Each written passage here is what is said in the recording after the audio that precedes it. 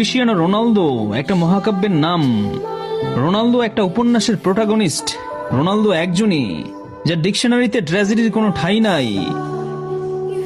পতনের পরেও দুর্দান্ত কামব্যাকের নাম ক্রিস্টিয়ানো রোনালদো।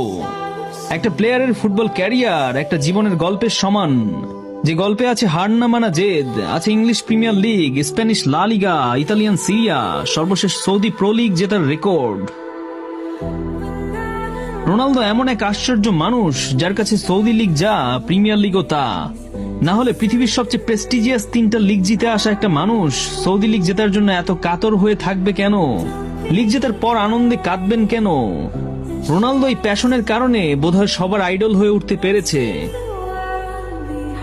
রোমের কলোসিয়াম কিংবা মিশরের পিরামিড কোনোটি এক রাতে গড়ে ওঠেনি। বছরের পর বছর ঝড়ঝাপটা আর আঘাত মেনে নিয়ে তবেই তারা ইতিহাসে অমর হয়েছে। ক্রিস্টিয়ানো রোনালদোর জীবনটাও ঠিক তেমনই এক জীবন্ত স্থাপত্য, যার প্রতিটি ইটের পেছনে লুকিয়ে আছে সীমাহীন সংগ্রাম আর হাজারো রাতের নিঃশব্দ আফসোস। অথচ এই মানুষটাই একসময় ইউরোপের বড় বড় সব ক্লাবকে নিজের রাজত্বে পরিণত করেছিলেন।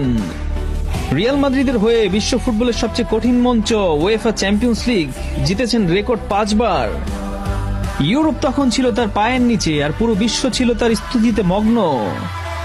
কিন্তু তাজমহলের গায়েও যেমন দাগ লাগে, তেমনি অতিমানবকেও সইতে হয়েছিল ভাগ্যের নির্মম পরিহাস। ইউরোপের সোনার সিংহাসন ছেড়ে যখন সৌদির মরুভূমিতে পা রাখলেন, শুরু হলো এক অন্য লড়াই। আল নাসেরের জার্সিতে শিরোপার খুব কাছে গিয়েও একের পর এক পরাজিত ম্যাচ, ট্রফিহীন মৌসুমে এক একটি শূন্যতা তাকে উপহার দিয়েছিল এক বুক গ্লানি। আর ঠিক তখনই ধেয়ে এসেছিল নির্মম ট্রল, সস্তা উপহাস।